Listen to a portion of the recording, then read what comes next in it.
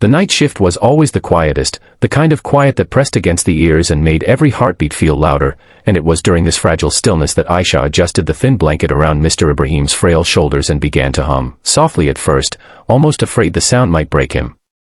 He was an old man with silver hair and hands that trembled like autumn leaves, his body weakened by time and illness, abandoned by most of the world except for the caregivers paid to watch over him, and yet Aisha treated him as if he were her own father.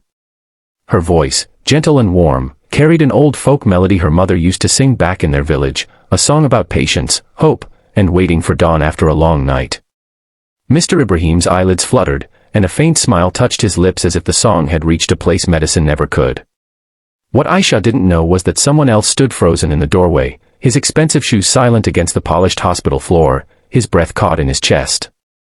Adam Ibrahim, a self-made millionaire, tech tycoon, and the old man's estranged son, had come back after years of absence, burdened by guilt he buried under board meetings and luxury penthouses. He had expected machines, professionalism, maybe cold efficiency, but not this. Not a young caregiver kneeling beside his father, holding his hand like it mattered, singing as if love were part of her job description.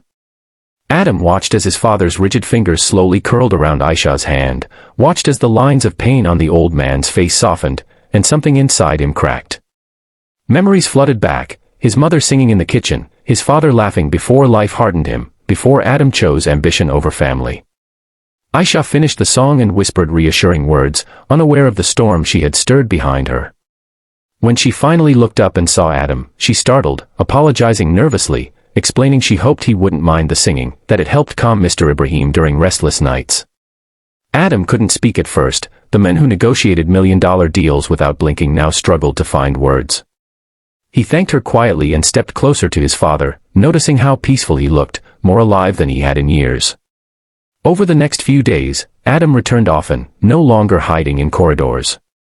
He watched Aisha work, how she fed patients patiently, how she spoke with respect, how she treated dignity as something sacred. He learned her story, a hard-working woman supporting her family, carrying dreams far bigger than her circumstances, believing kindness was never wasted. When Mr. Ibrahim passed away peacefully one morning, his hand in Adam's, the grief was heavy, but so was clarity. At the funeral, Adam spotted Aisha standing at a distance, ready to slip away unnoticed, but he stopped her. With a voice thick with emotion, he told her the truth, that her song gave him back his father in those final moments, and gave him back himself.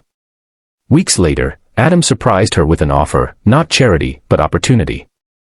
He funded her nursing education, set up a foundation in her name for compassionate elder care, and offered her a leadership role, insisting the world needed more people like her. Aisha's life changed, not because she sought reward, but because she chose kindness when no one was watching, or so she thought. The story spread, not as gossip, but as inspiration, that genuine care can echo farther than we imagine, that love offered in small moments can rewrite destinies. And as you sit here listening to this story, remember, somewhere, someone is watching how you treat those who can give you nothing in return. If this story touched your heart, inspired you, or reminded you of the power of compassion, don't forget to subscribe to the channel, because every subscribe helps us bring you more stories that change the way you see the world, and maybe, the way you choose to live.